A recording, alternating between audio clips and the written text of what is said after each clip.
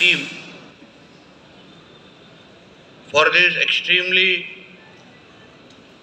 excellently organized expo in our Mumbai and Maharashtra, and which has given a platform and opened doors for a lot of opportunities and dialogue with the fishing sector from all over India.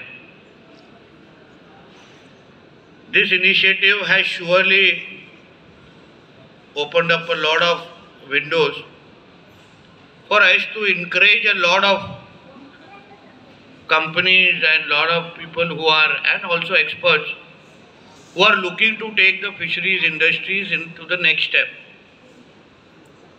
As the government of Maharashtra, our Honorable Chief Minister Devendra Fadnavis ji, we are very clear since the formation of this government of Maharashtra that we want to take the fishing industry of Maharashtra in the top 5 in the country level. To understand where we stand now, एक समजून घ्यायला लागेल कि आज आपण कुठे उभे आहोत, हम कहाँ खड़े हैं. महाराष्ट्र स्टेट की तरफ देखते हुए आज मरीन फिशिंग में महाराष्ट्र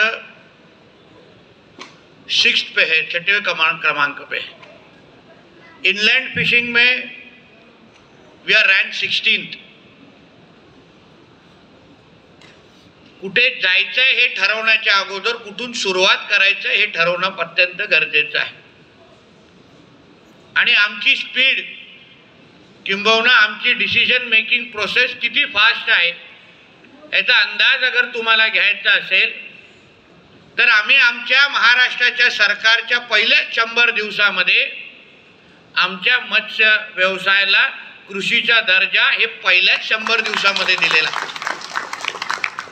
9 जानेवारीला 15 डिसेंबरला आम्ही शपथ घेतली आणि 9 जानेवारीला पूर्ण किनारपट्टीवर आम्ही ड्रोनची सुरक्षता आणली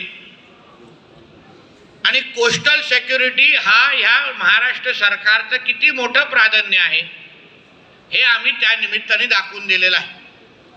आमचं महाराष्ट्र सरकार, आमचं मत्स्य खातं हे 2 बिंदूवर काम करत आहे.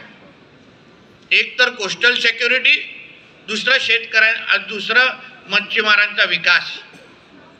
आणि ह्या दोन्ही बिंदूंवर काम करत असताना जास्तीत जास्त लोकांना प्रोत्साहन देणं, मनोजी, जास्तीत जास्त लोकांना त्या व्यासपीठ निर्माण करून देणं आणि कुठल्याही गोष्टीचा उशीर न करता लवकरात लवकर निर्णय घेणं हे आमच्या सरकारची प्राथमिकता आहे हे मी आवर्जून तुम्हाला या निमित्ताने उल्लेख करेन. म्हणून आतापर्यंत कदाचित तुम्ही महाराष्ट्र तुमच्या अजेंडावर प्रथम क्रमांकावर नसेल, म्हणूनच तुम्हाला जी योग्य संधी आमच्या मोदी साहेबांनी गुजरातमध्ये दिली म्हणून तुम्ही तिथे गुजरातमध्ये जाऊन तिथे नंदनवन उभं केलं.